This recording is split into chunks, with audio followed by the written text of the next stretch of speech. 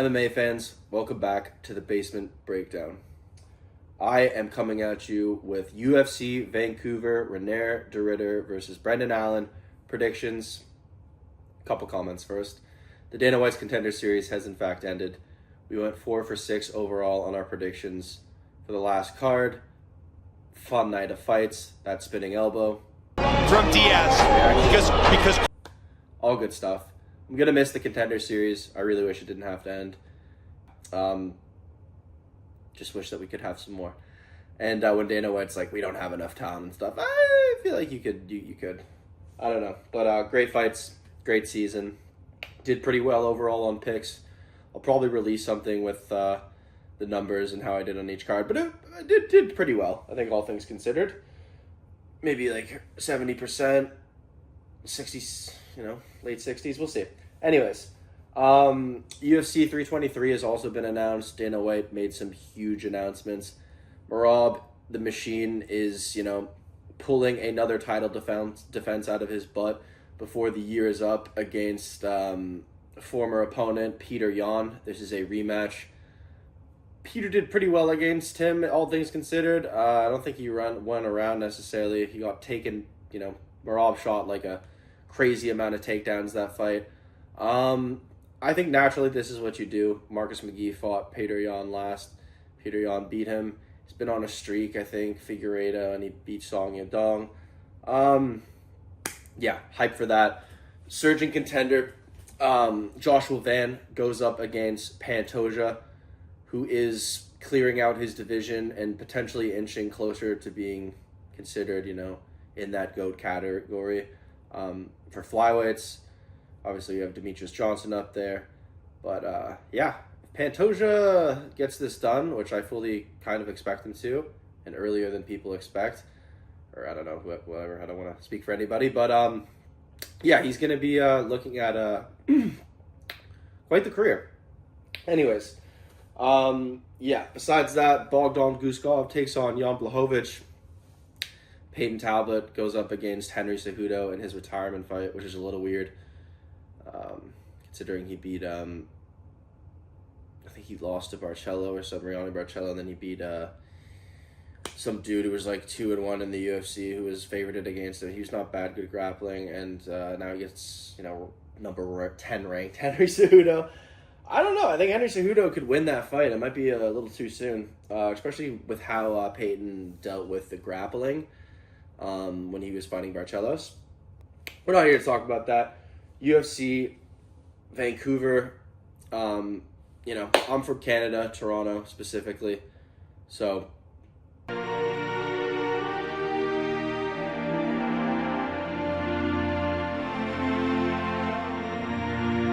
we've got some, I don't want to say hometown heroes, but we've got some Canadians on this card, and I'll definitely be betting on a couple of them. But let's get into it. Our first Canadian, I definitely won't be betting on, Melissa Croden versus Tanera Lisboa. There are even odds. Croden is 6-2 in her professional MMA career, and Lisboa is 7-3. This takes place in the women's bantamweight division. Now, Croden just fought a bunch of bums on the regional scene. I feel like the odds don't reflect how this fight should actually be considered. I feel like Lisboa, she's got a 7-3 record. She's fought Luana Santos, Ravena Oliveira, Jessica Rose Clark. Luana Santos is a good fighter. Now she did get submitted by her, but Croden hasn't fought anybody. I'd be very surprised to see her win. Probably going to go with a classic women's decision, like a 30-27, maybe a 29-28. Maybe Tanera could sub Croden, but I see this going to a decision. And a unanimous win for Tanera Lisboa. She will be part of my first little parlay of the night, but yeah. Let's move up. Tanera Lisboa. We'll go with her, unanimous decision. We have Azamat Bekoev versus Yursi Belgari. I think Yursi Belgari, he's fought, he was a kickboxer. I believe he's fought the likes of Alex Pereira. Pretty big dude for the division. Yeah, he's 6'5", and Bekoev's 6 feet. Yeah. Big dude from the Netherlands, kickboxer. As I said, fought Alex Pereira. But I don't really trust him to get this done over Bekoev. I feel like Aiemann Bekoev is pretty good all around. He's got good striking, good takedowns. He's a bit shorter than Usuri, but Aieman's got a good team behind him. Like, I worry for Usuri this fight. He wins over Ryan Loder and Zachary Reese. Pretty fresh to the UFC. But, like, I kind of expect him to get this done by ground and pound TKO. I honestly think he could get it done in the first round. I could be this could be wishful thinking, but I'm gonna go with a Aiemann Bekoev TKO in the first round against Usuri Belgari. Definitely a good kickboxer in glory. Like, what else can I really say about the dude? He has that win against Taiga Owasaki, lost to Marco Tullio on the Contender Series, won on the Contender Series, but it was a while ago. I think Usuri is going to get knocked out. Super tall, though, so there's that. We move up. Reinier Oliveira goes up against Stephanie Luciano. These girls are both kind of shit. Here we go with another decision. Oh, also what I'm going to do is money line. We're going to go Lisboa and Aiemann Bekoev for our first two fights of the night. We're going to go with a Lisboa decision, and we'll parlay that with Bekoev money line for our first bet of the night. Going to put something like $20 on that. I'll pop that up on the screen, show the odds, and I'll keep doing that progressively as I make more bets throughout the card. Let's keep moving. All right. Stephanie Luciano goes up against Reinier Oliveira. Gonna go with Luciano. As I said, both these girls are kind of meh. Luciano has a close fight with Sam Hughes, which I rate a lot. Sam, I've taken her in a lot of her fights because she seemingly keeps being an underdog. So and I feel like she's really tough, and she's been winning. So in the fights that I pick her in, which is great. I really do rate that fight. Very close split decision. She has a win against Talita Alencar, and she lost on the Contender Series to Alencar and then beat her in the rematch. Reinier Oliveira, she lost to Tanera Lisboa, who's also fighting on this card, by unanimous decision. I feel like this will go to a decision, and I'm going to go with Stephanie Luciano. She's pretty tough. I really rate that one, split decision over Sam. I feel like she's just better all around. Stephanie Luciano, 29-28 decision. Move up the card. Kyle Prepolek goes up against Drew Dober. Kyle Prepolek's last time out, I believe he fought Benoit Saint Denis. I feel like Kyle Prepolek, he's Canadian, but he shouldn't really be in the UFC, I don't think. Drew Dober's had, a rough go, got knocked out by Torres, went 3 rounds until he got, in the 3rd round, got knocked out by Gene Silva. There was a time when Drew Dober was ranked. I listened to his fight or media day stuff.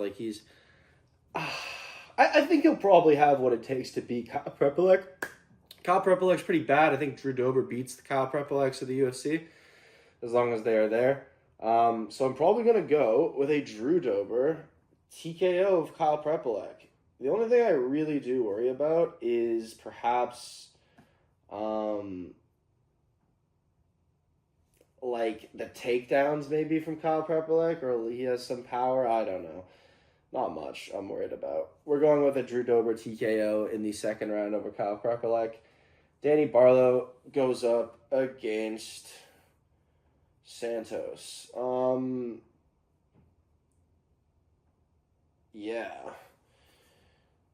Drew Dober is obviously favored against Kyle Prepolek. Danny Barlow goes up against Jourdain Santos. Danny Barlow lost to Cam Patterson, I believe, who I bet on as an underdog his last time out. Before that, I think he was undefeated. Super talented guy. I feel like Jourdain Santos is a bit of a layup for him. I just feel like, yeah, I just kind of feel like that's the case. Barlow's got good strike. I just don't know why they're giving this to Barlow. I think it's going to be a first round TKO. Not going to spend too much time on it. Yeah, Barlow is going to TKO Jourdain Santos in the first round, and we're going to move on. I am going to take a Danny Barlow TKO, and I will parlay that with Stephanie Luciano over 2.5 rounds. We'll see what that looks like. We move up. Okay, I don't know if I'm going to go with this, but we'll talk about it. Hyung Sung Park goes up against Bruno Silva. Bruno Silva's last time out, he fought Joshua Van. Before that, he fought Manel Cape. I took Manel Cape in that fight. I took Joshua Van against Bruno Silva. He got TKO'd by Joshua Van, so there's that. Hyung Sung Park fought last time against Taisura Taira. He came up through road to the UFC. Has wins against Shannon Ross, Carlos Hernandez. He did get that Tatsura Taira fight very last minute.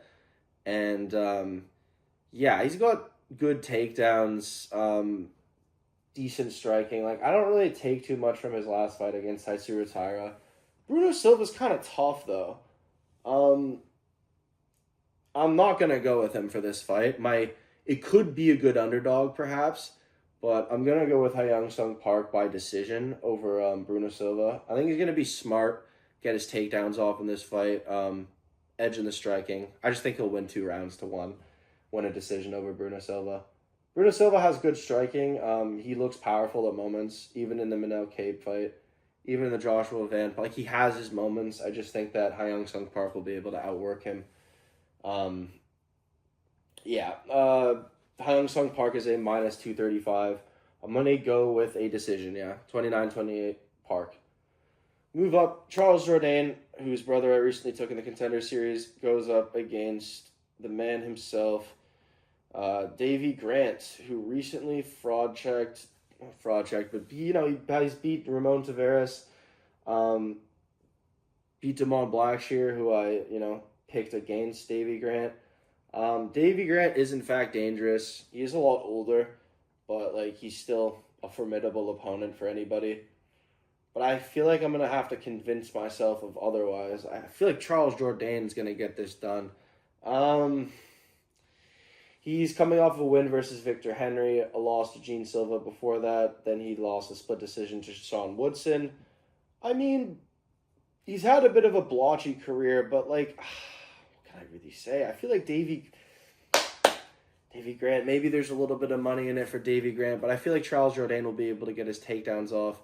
I don't really see him having the power to take out Davy Grant, so I'm probably going to go with another decision here, 29-28 for Charles Jourdain.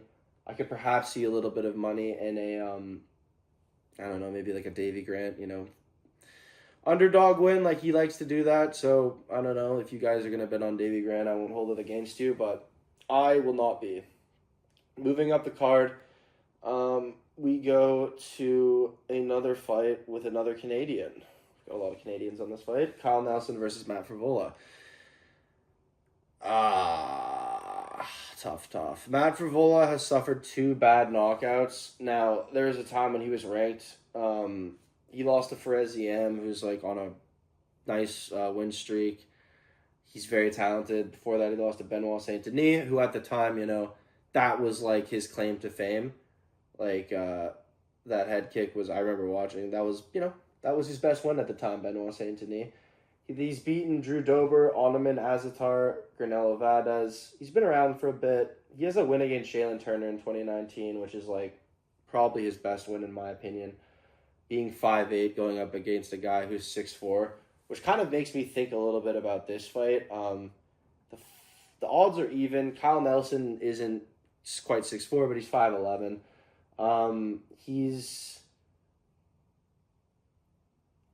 They're very close in reach.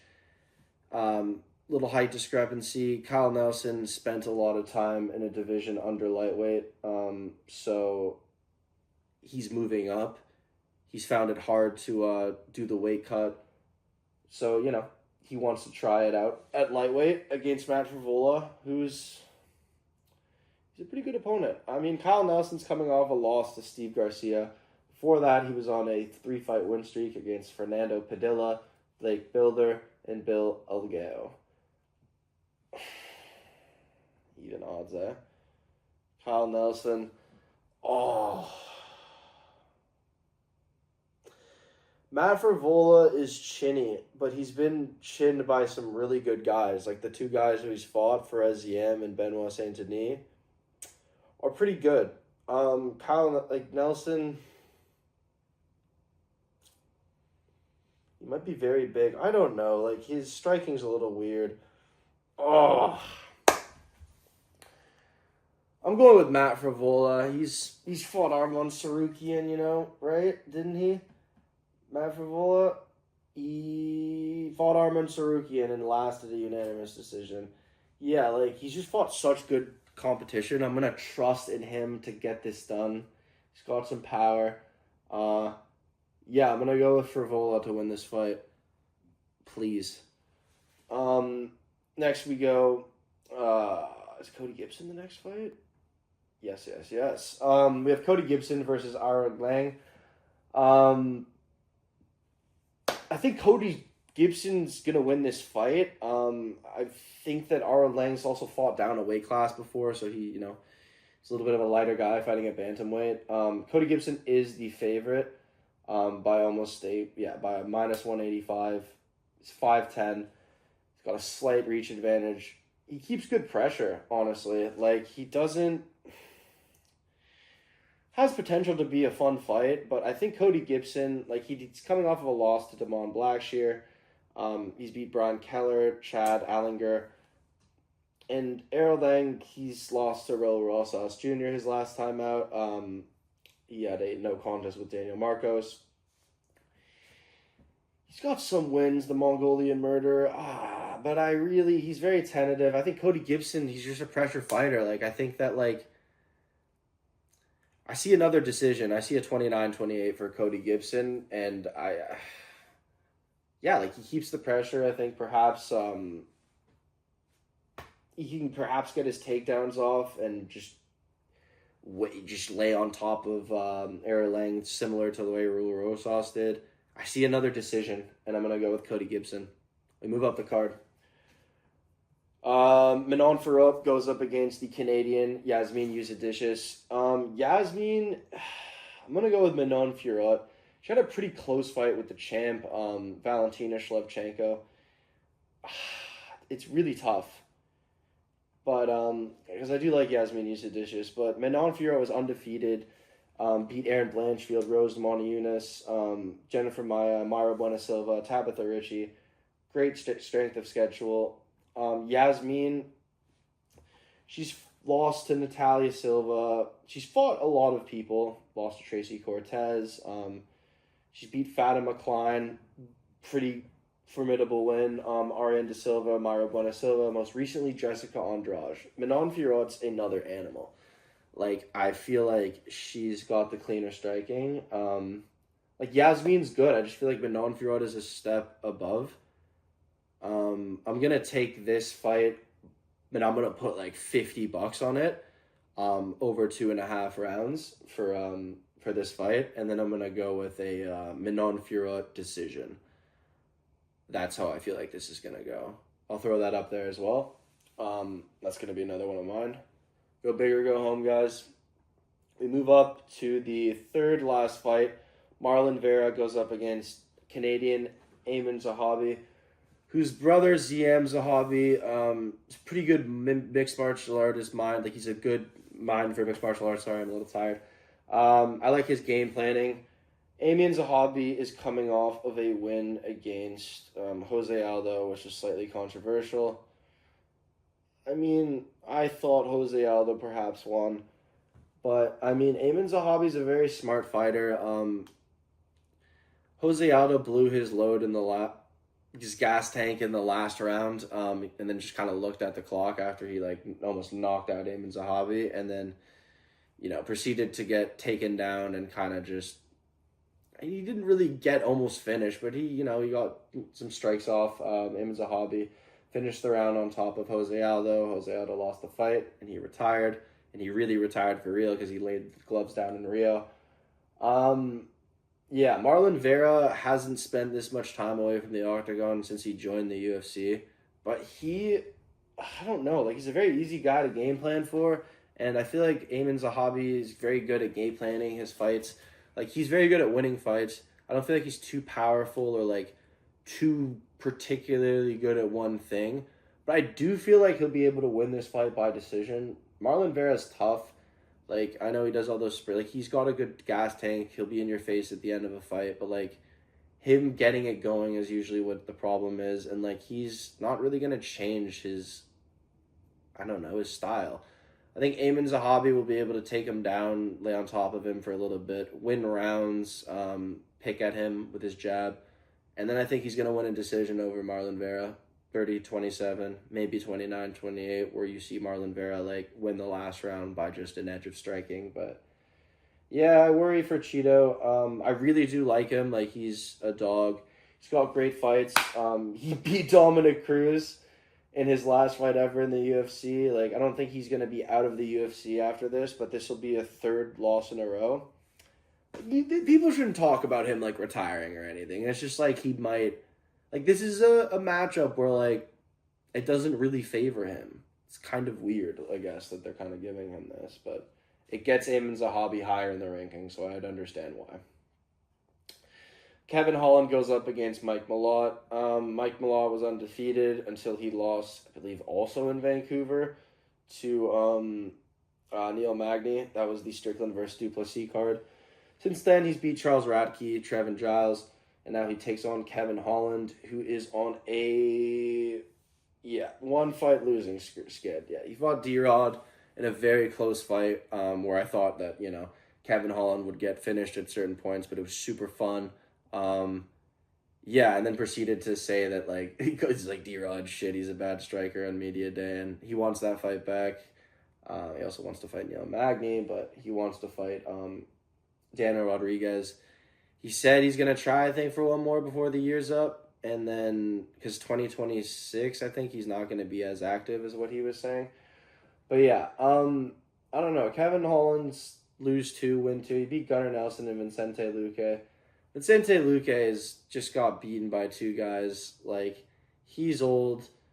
He's actually not that old, but he's on the... You know, he's on the decline, and I love Vicente Luque. But, like, Kevin Holland has success against older guys, typically. Mike Malott has a good submission game and good takedowns. Like, I definitely think Kevin Holland has the striking edge. He's going to be talking a lot of shit to Mike Malott in there. Mike Malott's hella Canadian, so he's probably going to be polite and, like, apologize to him in the octagon. Sorry, eh? Sorry for taking you down, bud, and submitting you. But that's what I think is going to happen. I think he's going to apologize after he submits Kevin Holland. He'll be like, oh, I'm sorry, bud. I'm going to go watch my brother play for the LA Kings. Yeah, I think that the hometown native, Mike Malott, is going to beat Kevin Holland by submission in the first round. We're going to take him by submission in the first round over Kevin Holland. I'm worried about that. Kevin Holland does have, you know, he has good jiu-jitsu. He has a lot of methods to win this fight, I think, but I'm going to trust in the boy, Mike Malott, to get this done. Kevin Holland's talking a lot of shit, saying that Mike Malott's a step under his opponents and everyone who he's fought and stuff like that. I'm not disagreeing with him in a sense where it's like, you know, Kevin Holland's been around for a long time and he's fought the who's who. He even has that win against Fluffy Hernandez, who was supposed to fight this weekend, which is aged beautifully. But yeah, Mike Malott, first round sub. Main event, Reinier de Ridder goes up against Brendan Allen. Was supposed to be Anthony Hernandez. Could have been Paulo Costa, but they couldn't find a weight. Paulo Costa was being very difficult from what I can hear. Yeah, Reinier de Ridder's a pretty funny guy. Cue him saying, I forget, a reporter's just like, man, like, you're in pretty good shape or whatever, or what do you credit that to? And then he says... Tell anybody. You seem to have a lot left in the tank. I mean, what do you kind of what do you attribute your success at this point of the game to? One championship saved me by not giving me fights. Thank you, one championship. That. So, yeah, he's a pretty funny guy to say the least. But yeah, Reinier de Ridder, undefeated in the UFC since making the move from Championship 1. Goes up against Brendan Allen, late notice. Brendan Allen has a beef with Reinier de Ridder because of Ong La. Ong La fought Reinier de Ridder back in Championship 1. I think I recently bet on Ong La on Championship 1. He had his retirement fight. I don't know if that'll actually be his retirement fight, but, you know, that was a sick fight. Brendan Allen was, like, buddies with Ong La, and, you know, Reinier de Ridder submitted him in the first fight, beat him in the second fight, and then Brendan Allen's like, yeah, I'm going to get it back for him. Reinier de Ridder's beat Gerald Meeshert. He's beat most recently Robert Whittaker. He's beat Bo Nickel, Kevin Holland. He's beaten everyone who they put in front of him. And, you know, Brendan Allen was trying to downplay it, being like Bo Nickel, you know, hadn't really fought anybody. Kevin Holland's better at 170. Robert Whittaker's had like 23 fights in the UFC, so it's an older Whittaker.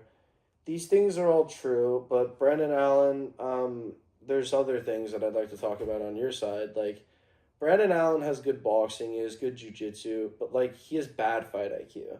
I feel like he could start off this fight well by perhaps winning the first round, but, like, I feel like he'll just give away rounds the further it goes. Like, he's won a couple decisions, like, obviously in his career against, like, Chris Curtis.